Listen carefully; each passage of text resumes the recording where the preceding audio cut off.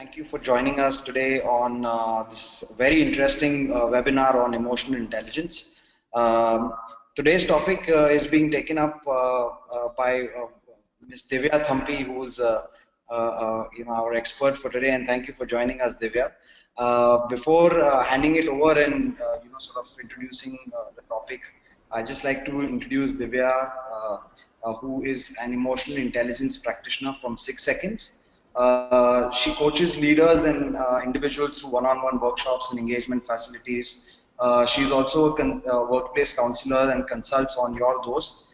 She has over 18 years of experience across multiple domains and is being part of organizations like Nissan India, Carnival UK, Dell International Services, and Oberoi Hotels. She's a certified leadership trainer.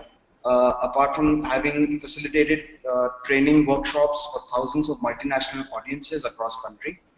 She's currently involved in the design and delivery of custom training programs in the areas of emotional intelligence and coaching. She's also done a signature workshop called Wind Beneath the Wings, which has been very well received by audiences. And today, Divya is here to talk to us about the crucial aspects of emotional intelligence and how this can help you not only improve your self-awareness, but also awareness about how you interact with others and improve your communication skills. So before we start, just a couple of instructions also. You can post questions anytime during the talk. The flow is going to be that Divya is going to take us through a small presentation. Post that, this will be open for Q&A. We would encourage all of you to ask as many questions as possible and make this session very interactive. You can post your questions in the chat section or in the question section on the panel that you can see on your screen. And once Divya is done with the presentation, I will make sure to pick out the best questions and ask her in the order that we receive it. We'll try to cover as many questions as possible. The duration of this webinar is set for 1 hour. So post the presentation, we'll try to cover as many questions as possible. So without any further delay, I'd like to hand it over to Divya. Divya, over to you. Thank you so much. Thank you so much, Hitesh. Good afternoon, everybody. It's lovely to have you all. Thank you for taking the time out. And so I'll straight away get into this presentation that we have and talk a little about what emotional intelligence is.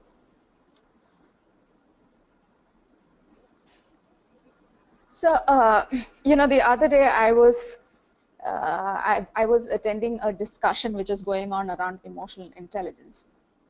And one of the participants made a comment, and he said, whenever I get emotional, my intelligence goes out of the window. So by this logic, the word emotional intelligence is an oxymoron. As funny as his statement sounded, I suspect that a lot of people view this whole concept of emotional intelligence with a certain amount of skepticism. So first things first. The word emotional, especially when it is used as an adjective, has quite a few negative connotations. It implies that the person being referred to is overly sensitive or gets offended easily, or he or she has no control over his emotions. While the reality is one of the most important aspects of emotional intelligence is regulation of emotions. However, I'd like to clarify the point that emotions are a significant resource and that each of us as humans have been gifted with this resource.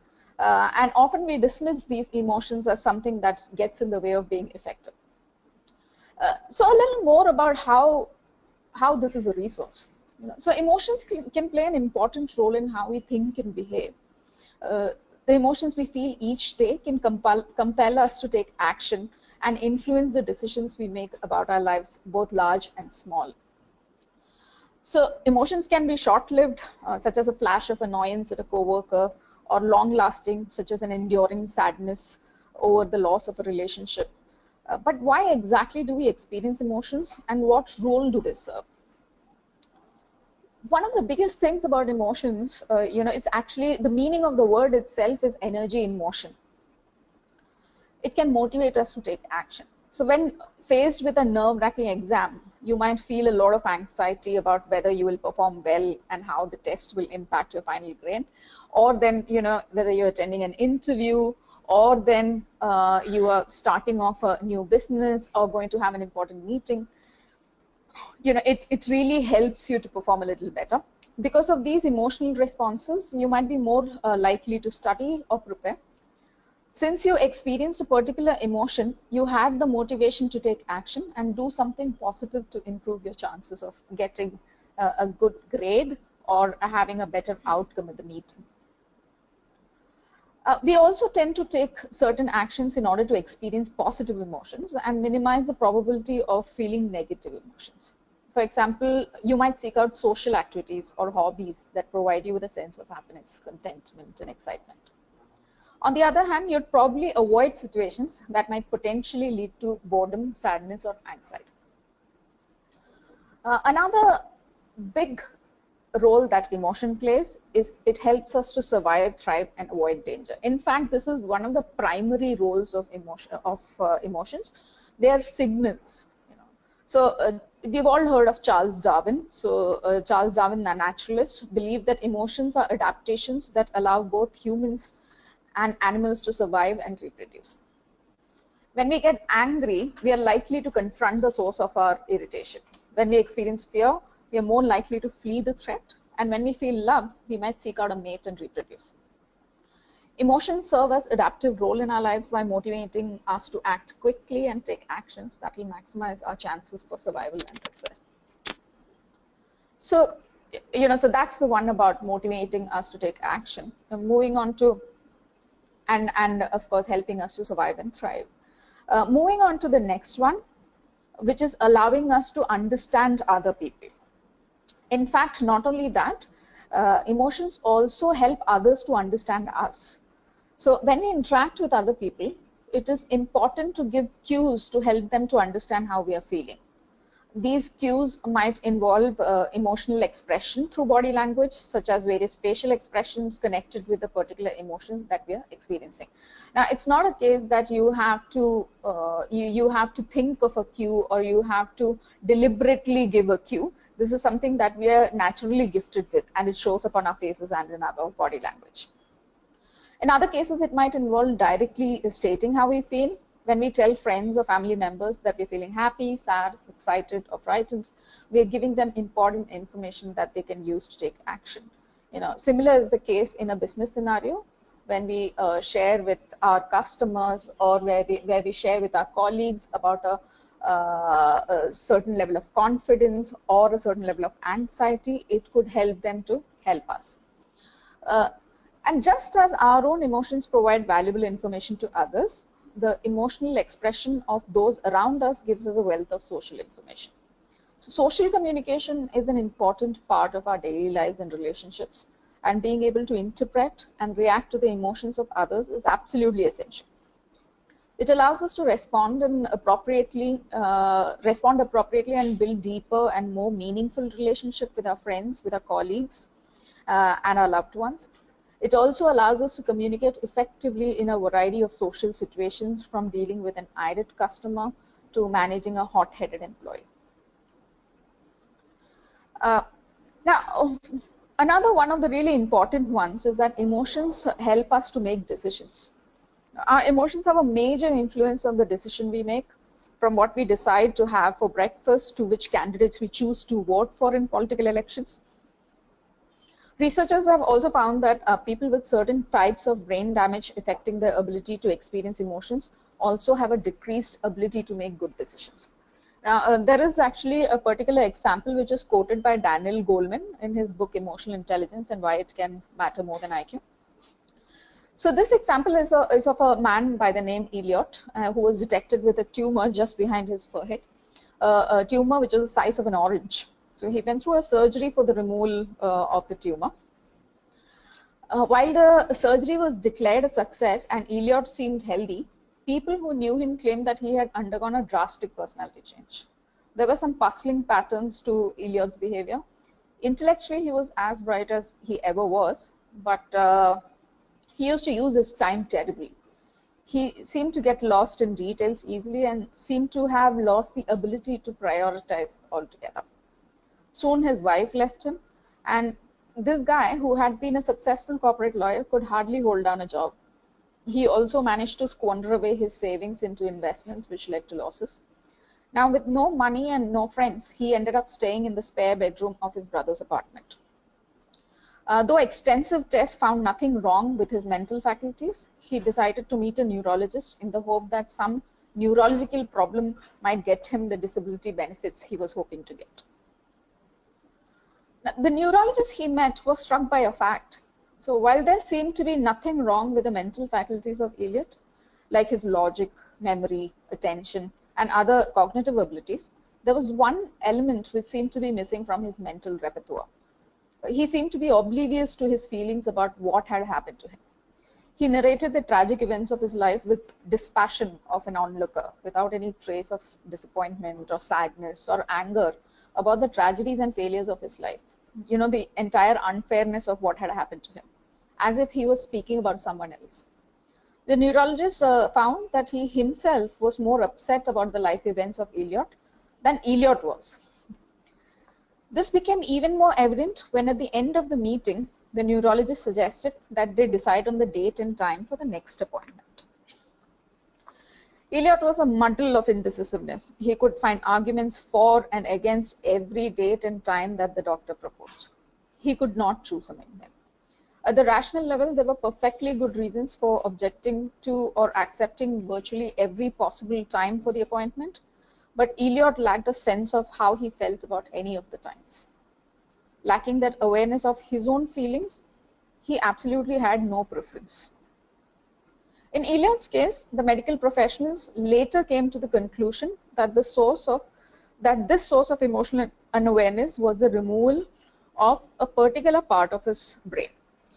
Now, this is definitely a very simplistic diagram of the brain, so that it's easy for people like us to understand. As you can see, there are three parts to the brain. Just give me a minute.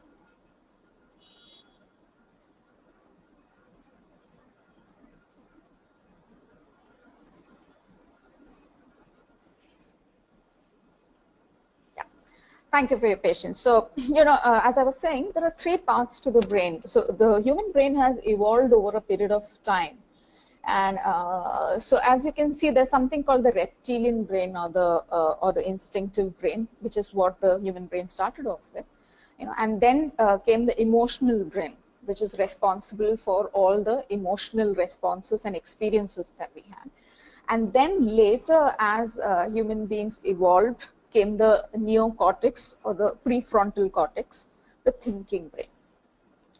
Normally what happens is any information that goes to the brain through various sources, so any data that comes through our eyes, nose, ears, it goes to the thinking brain, but it all goes via the emotional brain. Now, what had happened in Eliot's case was, when they were in the process of removing the tumor, the brain tumor, they also happened to sever the connection between the thinking brain and the emotional brain. This is what led to Eliot having no access to his emotional brain.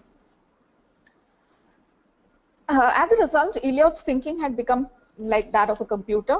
He was able to go through every logical step of decision making, but unable to assign emotional values to differing possibilities. Every option was neutral to him. And that overly dispassionate reasoning, suspected the doctor, was the core of Eliot's problem. Too little awareness of his own feelings about things made Eliot reasoning faulty. The lesson from this example is a crucial role of feeling in navigating life's endless stream of decisions. While strong feelings can create havoc in reasoning, the lack of awareness of feeling can also ruin decision making for us, especially in coming to those decisions on which our destiny largely depends. Things like what career to pursue, whether to stay with a secure job or start one's own business, which could be risky, whom to date or marry, where to live, which house to buy or rent, whether to change the business model, and on and on. Such decisions cannot be made well through sheer rationality. They require gut feeling and emotional wisdom, which is garnered through past experiences. Formal logic alone cannot work on the basis for deciding whom to marry or trust, or even what job to take. These are realms where reason without feeling are blind.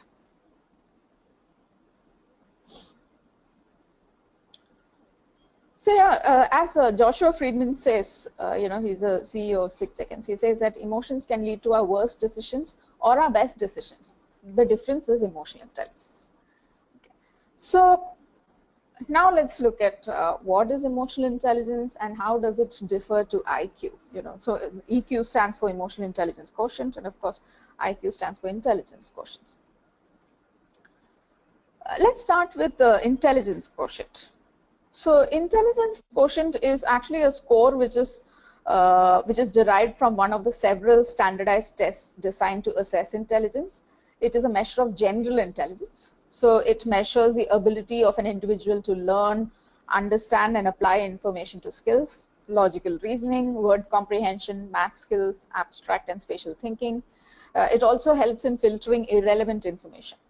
So what IQ can do is it is the one factor which often determines success with challenging tasks, ability to analyze and connect the dots, and also with research and development. To a large extent, a high IQ will ensure high academic performance. Emotional intelligence, on the other hand, is the ability to identify, use, understand, and manage emotions in an effective and positive way. It can also be measured through a test, the various tests available. A high emotional intelligence quotient helps individuals to communicate better, reduce their anxiety and stress, diffuse conflicts, improve relationships, empathize with others, and effectively overcome life's challenges. Our emotional intelligence affects the quality of our lives because it influences our behavior and our relationships. One of the main differences between IQ and EQ is that IQ is an inborn ability and remains the same throughout our adult life, while emotional intelligence can be learned and improved at any age. So now that we have seen the difference between IQ and EQ, and we have some understanding of what emotional intelligence is, let's dive a little deeper into the various components of emotional intelligence. So there are four basic components of emotional intelligence. The first and the foremost is self-awareness. Second one is self-management. Third is social awareness. And the fourth one is relationship management. In fact, the fourth one, the relationship management, is a combination. It's when you have all the other three skills and you put them together is when you are good at relationship management. So self-awareness is basically the foundational capability when it comes to emotional intelligence. Okay, and let's have a look at how this works. Yeah. So self-awareness is the ability to accurately perceive one's emotions and remain aware of them as they happen. I think an example may help you understand this better. A few years ago, when I just started getting interested in emotional intelligence, I was having a casual conversation with a friend, and he suggested that we go to a traditional restaurant in Mumbai, which had good reviews. I was excited at the idea and mentioned that the restaurant was known to serve some good fish preparations too, because I had heard some reviews too. So this friend was a vegetarian, and he immediately retorted, "If you plan to have fish, maybe you could sit at a different table." I wasn't quite expecting that comment, and I was surprised. He had said it in jest, of course, and our conversation moved on to other matters. An hour after our conversation was over, and while doing some work, I found myself sulking. I realized that I was annoyed, hurt, and resentful that my friend had made such a comment. The funny part is, as soon as I identified what I was feeling and why I was feeling them, there was a shift in my mood. If one is good at self-awareness, they would be able to identify their feelings, the acuteness of the feelings, and be able to establish the reasons that trigger those feelings. The next one is self-management. Clearly, one can be good at self-management only if they are good at self-awareness. So without the foundational capability of self-awareness, the possibility of somebody being good at self-management is reasonably low. Now, what is self-management? Self-management is the ability to manage one's response to specific situations and people and have the flexibility to positively direct one's behavior in response to those emotions. Being able in a study that was conducted in Stanford University in the 1970s, some children were used for an experiment. So one child at a time was called into a room and was offered a choice between a marshmallow, which is provided immediately, or two marshmallows, which would be given to them if they waited for a short period. Now, this short period was about 15 minutes, during this 15 minutes, the tester would leave the room, and then they would return. So the children had two choices. They either could get the one marshmallow they were given and immediately have it, or then if they chose to wait for 15 minutes, they would get a second marshmallow, which they were free to consume. Of course, some children managed to have the self-regulation or get over the need for immediate gratification, while other children gave in to their need for having the marshmallow immediately. In the follow-up studies, the researchers found that the children who were able to wait longer for the preferred rewards tended to have better life outcomes, which included their education attainment as well, their body mass index, and how successful they were in terms of the jobs that they held and also their relationships. Now, as humans, we feel before we consciously, we actually feel before we consciously think. And people who constantly react from an emotional state never wait long enough to allow their thoughts to override their emotions. On the other hand, people who self-regulate have the ability to wait until their emotions pass, allowing them to respond from a place of reason rather than simply reacting to feelings. A road rage is a very good example of this. Those of us who manage to avoid road rage are the ones who are able to regulate our feelings even when we feel angry, and those who give in have a little more difficulty. Of course, there could be various reasons behind that. Moving on, the third capability or third part or component of emotional intelligence is social awareness. So social awareness is the ability to accurately identify the emotions of other people and thus understand the effects of those emotions. So what it means is, it means being tuned into the feelings of others and see things from their frame of reference. This ability is also known as empathy. Children start developing this awareness and the ability for empathy by the age of 2. For example, while a really small child's reaction to his friend crying may be to cry along with her or to try and console her. However, as children grow older, they soon learn that in some instances, the best way to help the other child who's about to cry would be to not call attention to the friend's overwhelming emotions and thus save them the embarrassment. So this is social awareness. Some of us are innately quite good at it, have a natural capability for empathy. In fact, women are known to be known to have a higher score when it comes to empathy, and men on an average are known to have a higher score when it comes to self-regulation. Now, this is an average score that I'm talking about, so it doesn't hold across all people. The fourth component of emotional intelligence is relationship management. So relationship management is the ability to use awareness of one's own emotions and those of others to successfully manage interactions. That is, to provide clear communication and effectively handle conflict. So like I said before, relationship management is a consolidation of all the other 3 components of emotional intelligence. So another competency that falls under relationship management is influence, the capability to influence others. It is the ability to build a consensus and win people's support by being able to focus on what is important to others as well as for yourself. An example of relationship management would be the choice of being vulnerable when you see that it is going to help others. For example, when mentoring someone, the mentee may be inspired by your achievements and accolades, but sharing with the mentee the failures and tough times that you have gone through, the disappointment and dejection you have dealt with in those situations may help the mentee feel closer to you. It will help the mentee see you as a real person who succeeded despite his or her flaws and shortcomings.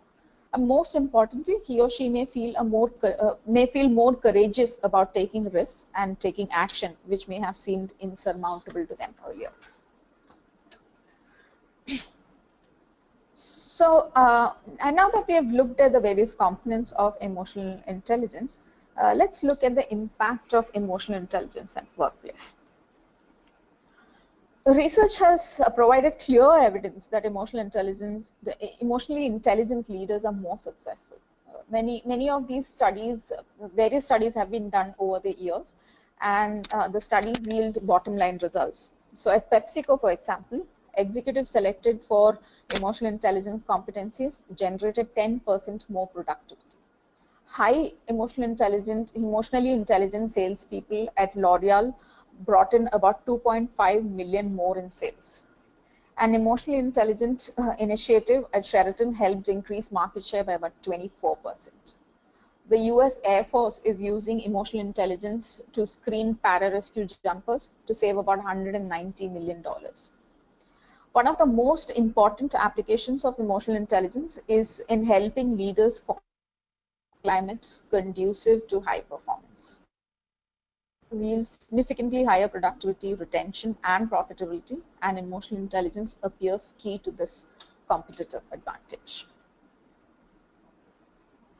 However, the advantages of emotional intelligence is not only at workplace. In fact, it impacts every aspect of our life. One of the biggest benefits of leveraging emotional intelligence is reduced stress and anxiety. We feel a lot more equipped to deal with stress. So it's not a case of we will not be faced with stressful situations, but we would be better equipped. Stronger personal relationships, more meaningful relationships, increased optimism and confidence, better health, effective leadership skills, improved communication, less workplace conflict, and better problem solving. These are some of the benefits. Now that we have spoken so much about emotional intelligence and how it can benefit us at the workplace or even in our personal life, let's look at this a little more practically. What it means to be emotionally intelligent. How can you possibly improve your own self-awareness? Now, first of all, there are some basic emotions. All of us are familiar with this. As you can see here, anger, fear, surprise, happiness, sadness, and a feeling of disgust. These are some of the most basic feelings. However, there are various degrees of these feelings. For example, when you say that you're feeling peaceful, it is a lower degree of happiness. And when you say that you're thrilled, it is a higher degree of happiness. Or when you say that you are feeling skeptical, it is a lower degree of fear. And when you say that you are feeling terrified, it is a higher degree of fear.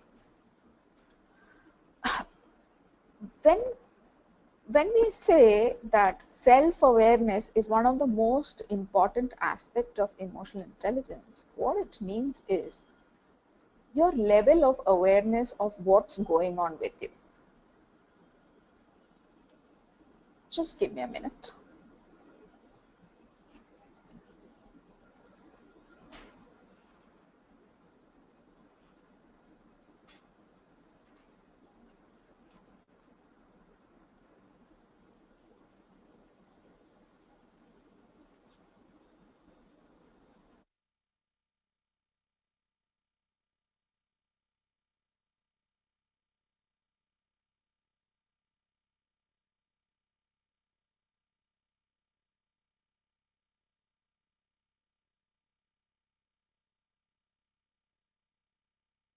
Thank you for your patience.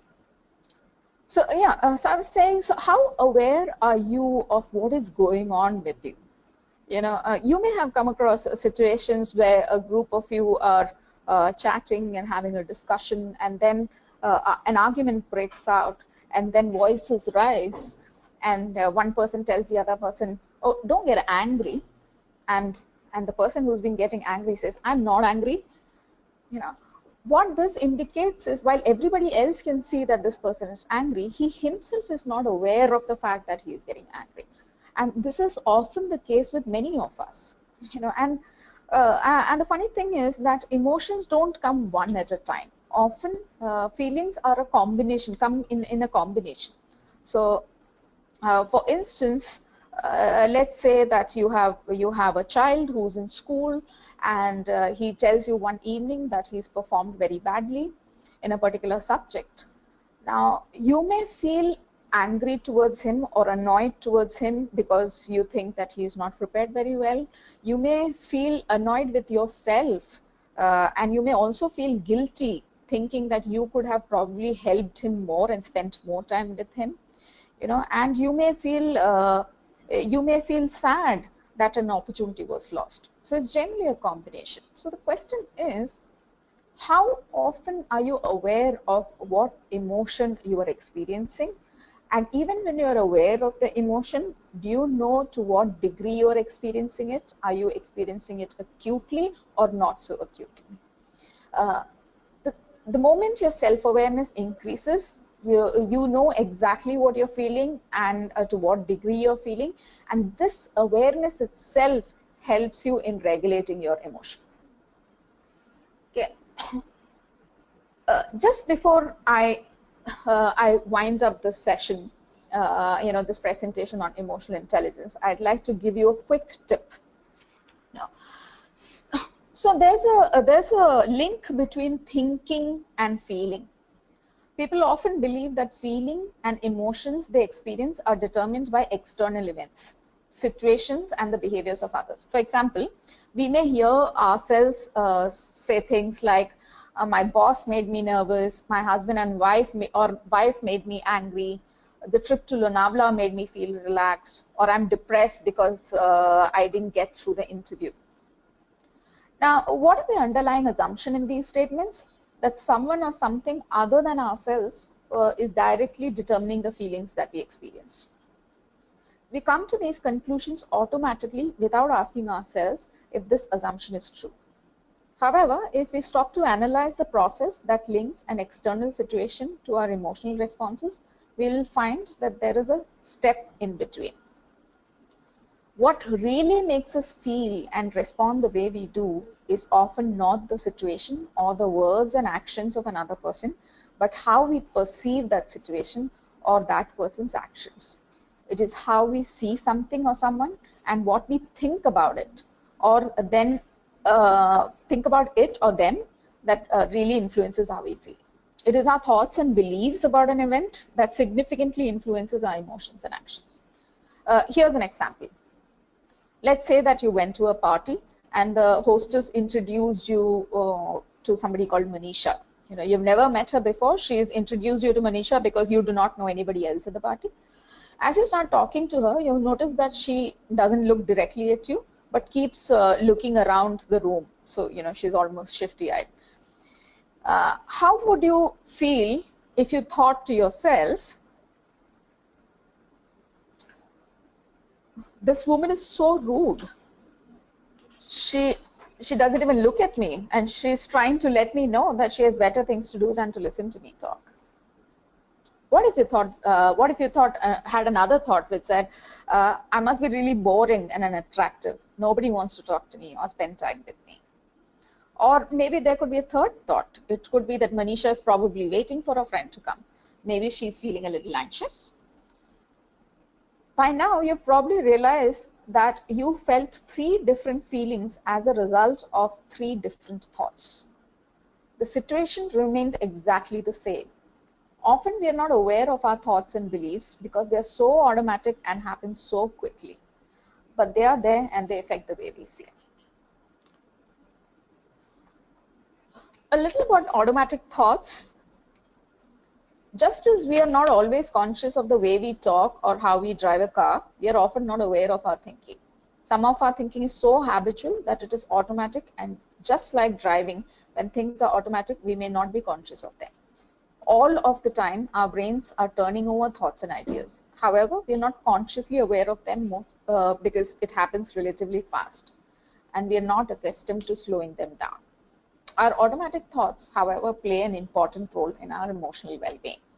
There are three kinds of automatic thoughts, So there are neutral thoughts, like I think I will buy some pumpkin today, or there are positive thoughts, which could be this is something I can do well, or negative thoughts like I often find it hard to concentrate, I'm so lazy. Automatic thoughts often reflect worries and concern. However, they can be about anything at all, anything we have ever seen, heard, or learned. In addition, it can be anything we know from any source at all. Obviously, automatic thoughts are the ones that cause us emotional distress. People who are depressed tend to think negative thoughts about themselves, the world about them, and their future. It is these thoughts that can be changed to effectively change the way we feel. So that's a little about emotional intelligence and some basics. And now we are open for questions.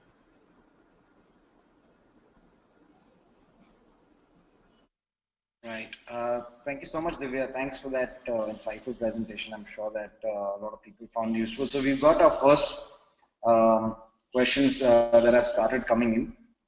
So I will start to address them one by one. So the first question that is being asked is that I believe in one of the first examples that was mentioned, how can emotions control be helpful in controlling economic decisions like investments?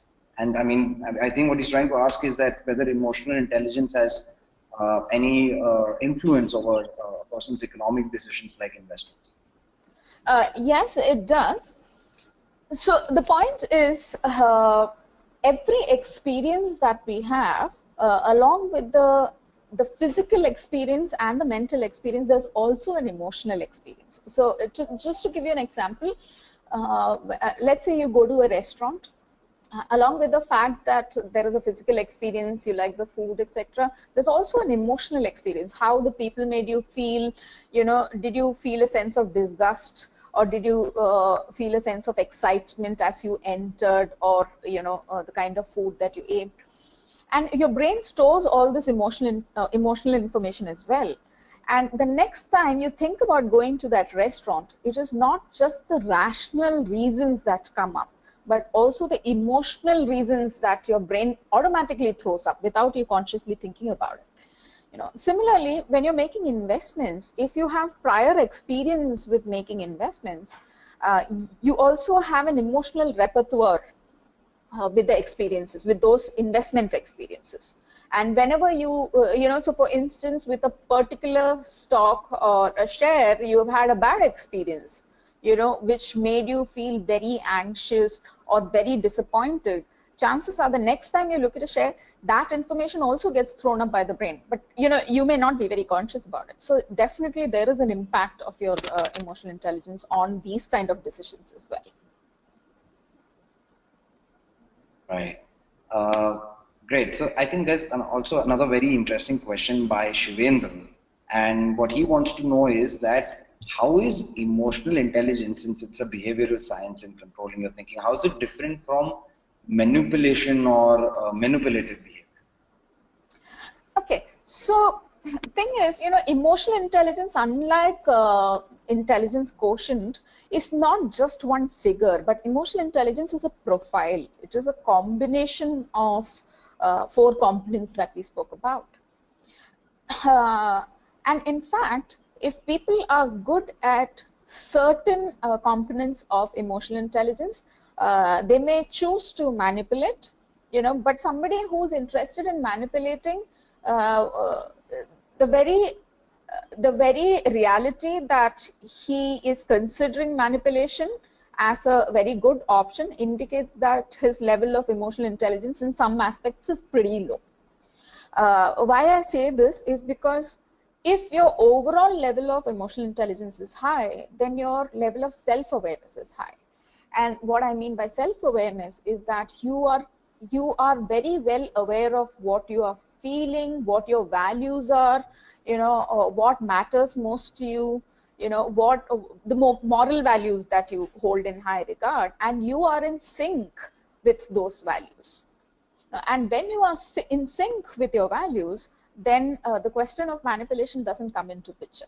So if manipulation is an option that you're considering very seriously, then clearly self-awareness is one area that you're not particularly strong at. Right, makes sense. Another interesting question that we have is from Nitin, and he wants to know that how can one judge the emotions of others? Because one can only observe what the other person is saying and doing, and the other person might not be doing those things with full control of their emotions. So would that actually mean that you can judge emotions of others, and how can you go about that? So empathy, the second part, the third part, which is social awareness, is really not so much about theoretical application of our knowledge of feelings and what a person may be feeling. It's actually being tuned into another person. So if I was to take the example, most of us are pretty good at gauging what either our spouse is feeling, or child is feeling, or our parents are feeling when we are having a deep conversation with them. Nobody needs to give us any training. In fact, if I was to ask any of you that who do you think is the best listener as far as you are concerned, chances are you will tell me, give me the name of some person in your life whom you interact with on a regular basis. So it could be a friend, it could be a parent, it could be a child, it could be a spouse. And the reason why they're very good listeners is because while they're deeply listening, they also understand what you're feeling. So they're not just listening to words, but they're really listening to what you're not saying as well. And they are able to gauge your feelings. They're completely tuned into you, So similarly, so even with customers, it's a matter of being really tuned in. Now there is a glitch, of course there's a glitch. The glitch being that sometimes you may be able to gauge what somebody is feeling, but you may not be able to gauge correctly why they are feeling what they are feeling. For instance, as you're having a conversation with a friend and there is some music playing in the background, and you suddenly notice that this particular friend is looking sad, or anxious. So you're able to figure out that they're sad or anxious, and you quickly do a mental check to see which part of your conversation could have led to the other person feeling this way, and you really can't pin down anything. And the reality could be that it is that particular song which is playing in the background which reminds that person of a particular sad situation or a situation which made them anxious. So that can be a tricky one. Right. The next question that we have is Vikas, and he's asking that is it actually possible to stay emotionally healthy, and if yes, then how? So, I would have liked to clarify the question as to what your definition of emotionally healthy is. Because often, but I'll just go ahead and answer this question. So normally, there is this assumption by many of us that being emotionally intelligent also means being happy most of the time or experiencing positive feelings at all times, which is not the case. Emotionally healthy, the definition that I have in my mind for being emotionally healthy is being able to fully experience whatever emotion comes your way, but not getting caught up in the loop, because every emotion has a purpose. So whether it is an emotion that causes you pain, for example grief, or anxiety, or fear, each one of these have a purpose, and as long as you take them in the stride and use them for what they are meant to. So for instance, when you feel fear, you check back on what's happening and you kind of get to the root of the matter. That's helping you. However, when this emotion itself, which is supposed to be a sign, gets in the way of you being able to take an action, then we have a problem. For example, grief. Now, grief in itself, it's built into human beings. There is a purpose for it, because whenever we experience any kind of loss, and that loss could be something to do with a material, we've lost our car, or we've lost the house, or we've lost our favorite shirt, or we've lost a dear one. And going through this process of grief helps us deal with that particular situation, and it is an important aspect. And if we choose to ignore that emotion that we are experiencing, we do so at our own peril, because it gets pent up, and that's when it becomes unhealthy. So when we are not able to express that emotion, when we do not give a vent to an emotion like grief, then it may over a period of time just pile up and show up in the wrong places, and you may have difficulty being fully functional. That's when it becomes unhealthy. So it's absolutely possible to be emotionally healthy, and emotionally, like I said before, being emotionally healthy does not mean that you would be happy at all times, but it means that you fully experience the emotions for what they are, and are able to move forward in life. So I'd just like to check if that has answered the question. So hopefully Vikas is going to tell us that on the chat section if that question has been answered. Wonderful. So I think one more very interesting question I picked up from Aniket, and he's asking whether introverts generally have a higher EQ than extroverts. So is EQ? I think what he's trying to ask is EQ actually related to the personality of an individual?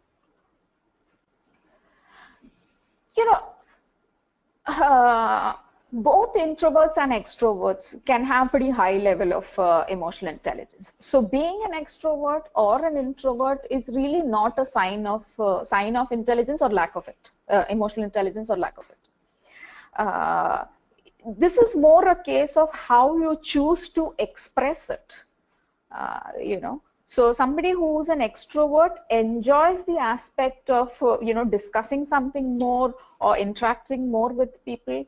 So that's a style preference rather than an indication of the level of emotional intelligence. So yeah, being an introvert or an extrovert is not indicative of whether somebody is more emotionally intelligent or less emotionally intelligent.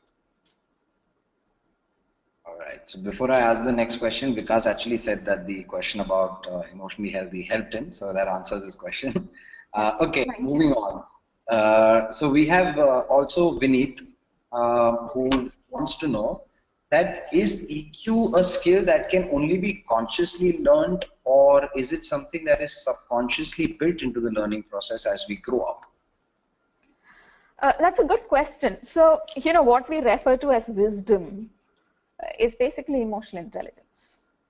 And most of us develop some level of emotional intelligence over a period of time. However, we all know people who may have reached a certain age but still seem not to be able to deal with certain situations or certain emotions. So it's a matter of when you consciously choose to learn something, especially so acknowledge emotion. So what can happen is, even when we have a lot of experiences, we may sometimes choose not to acknowledge certain emotions. For example, if a certain situation makes us stressed, and or a certain conversation upsets us, we may choose not to discuss that matter at all.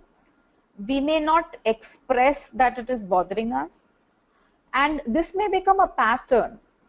So instead of introspecting and looking at what is happening with me, what am I feeling right now? If I'm feeling stressed, or if I'm feeling sad in this particular situation every single time, why am I feeling sad? this kind of introspection can help us grow. And some of us have a natural tendency to introspect, and some of us may not have a tendency to introspect. In fact, people who go through critical crisis situations in their lives often end up coming out wiser, because they have learned some really important lessons, and they have chosen to learn those lessons rather than just pushing them behind. So, yeah. All right, thank you. I think we have time for just the last 2 or 3 questions at the max. So we are going to take one question which is being posted by Nitin, and he's referring to a term called analysis paralysis. Whether this is linked to emotional intelligence, and if so, then what can be done to actually avoid this? Okay. So in fact, when I was discussing that particular example of Eliot, that could easily be called analysis paralysis, because what was happening with him was when his doctor asked him to choose a date and time for his next appointment, he kept looking at all the timings or all the dates that were proposed, and he kept talking about why it is a good time and why it is not a good time. So he had an argument for both sides, for every single appointment time and date. His issue was he was unable to come to a conclusion, and he was unable to come to a conclusion because he is not able to pay attention to what he is feeling with each of these timings and dates. So, so too much of analysis, when our brain is completely focused on the logic and pays no attention to our gut feeling, can lead to analysis paralysis. Okay. So another question by Sandeep. He's asking if there are any ways to control acute feelings or emotions. Which are they, and how can one practice them? Okay. It's a good question, and I think this is something that all of us want an answer to. So, some examples of acute emotions are anger, or it could be anxiety, acute anger. These are a couple of examples. Often they become acute because of lack of acknowledgement. So, and our brain kind of gets into a loop where we're constantly thinking about, so for example, let's take anxiety. What is anxiety? You're worrying about a particular situation which is yet to happen. You do not know outcome of some action that you have taken or some action that you have to take in future, and you worry and worry and worry about it to the extent that you're not able to do anything else. You feel stuck and you feel paralyzed. Now, so one of the first things is for us to not try and push away emotions as they arise in us or as we experience them. One of the most important aspects is to acknowledge that a certain emotion exists, and then to peacefully have a look at why it exists and what has triggered of that emotion. There are certain there's something called a 6-second pause. For instance, when you're extremely angry, and let's say you're having an argument with your spouse or you're having an argument with a colleague, and you suddenly realize that you're quickly losing control of your temper, maybe a good time to completely stop, and then tell your colleague or your spouse that I'm going to take a break and come back to this discussion. Now, you may wonder that the other person may feel offended that you're stopping the conversation in between, but the reality is that that conversation anyway was not going to end up very well because you were getting angry and obviously you were not behaving appropriately. Now, when you are able to stop abruptly, it is giving you time to work with your emotions. So when you go back, give yourself a break, maybe 20 minutes, 25 minutes, and it gives you a little bit of time to think about it, to pause, to breathe, to pay attention to what is happening to your body. Then it will definitely help you. However, there are some long-term practices which have been studied and which have been found to help in a big way. And one of them is meditation. I think this is something that most of us may know about. So even 5 minutes of meditation in a single day is proved to have an impact on a calming impact on the mind, and it is proved to have an impact on the quality of sleep. So it improves the quality of sleep.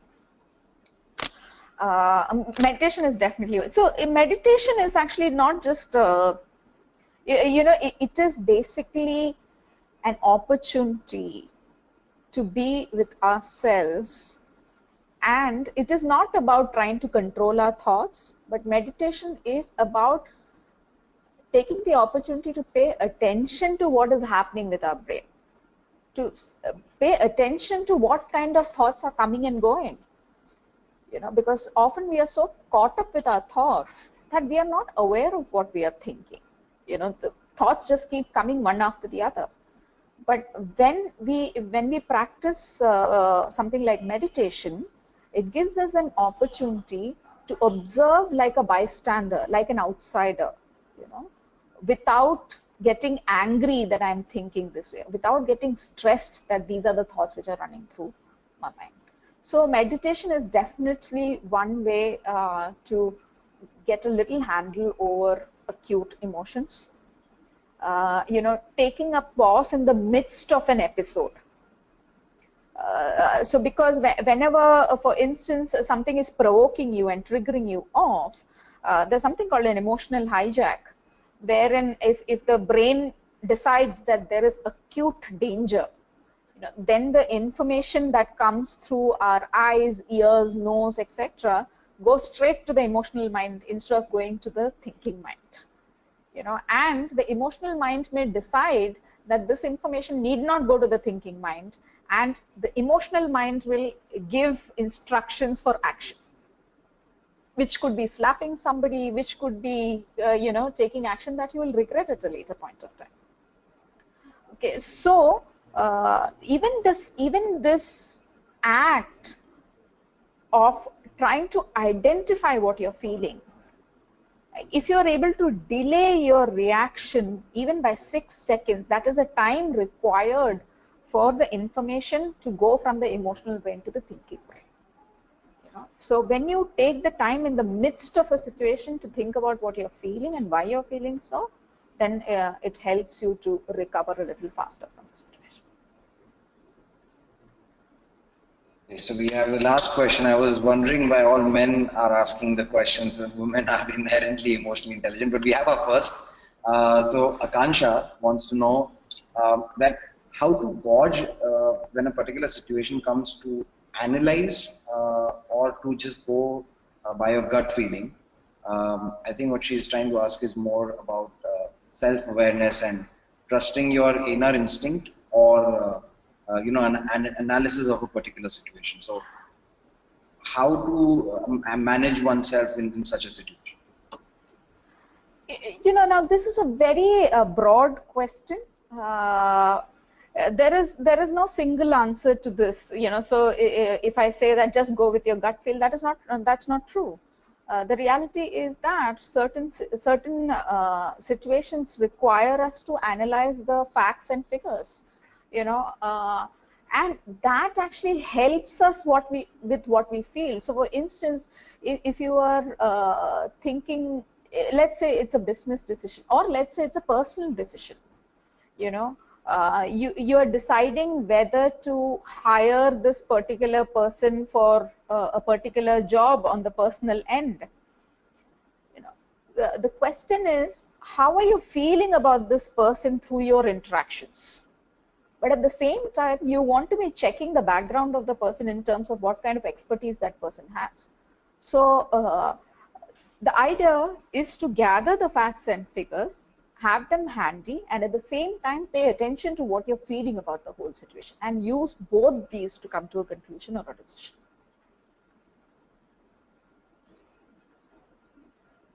All right. So thank you so much, Divya. I think with that we've actually overshot for our time, but I think a lot of interesting questions, and there was a Amazing talk. Absolutely. Yeah. Thank you so much for all those questions. That definitely kept me engaged. Yeah. Yes, I'm sure a lot of people, I mean, we are getting some really good comments, so I'm sure a lot of people found this useful. So thank you once again for doing this with us, and we really appreciate you taking time to speak to us and speak to the audience. And also a big thank you to the audience for attending this on a weekday and being engaged and also asking some really, really good questions. Absolutely. Right. So just to give you some instructions that the session has been recorded and the recording will actually be available on the alumni portal of your institute. So you can visit that and view this webinar at all times. We will also be sharing the slides with all the people who attended and registered, so you can also download them. We'll be providing you with the link. And thank you so much once again. Keep asking such questions and attending these webinars. It's very encouraging, and hopefully we can do many more such in the future. Be connected with your alumni association. And thanks a lot for joining again. Have a good Thank you. day. Thank you.